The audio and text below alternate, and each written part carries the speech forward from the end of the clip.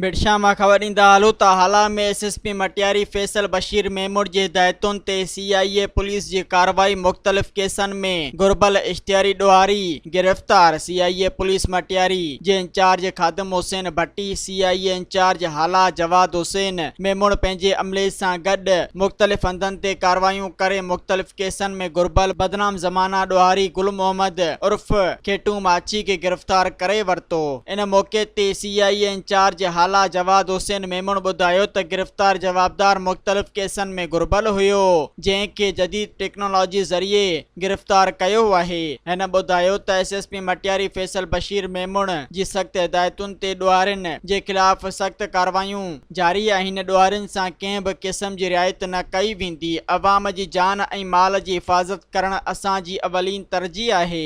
Subscribe कयो अवामी news HD खे ऐं ताज़ा तरीन ख़बरुनि लाइ ॾिसंदा रहो अवामी न्यूज़ HD।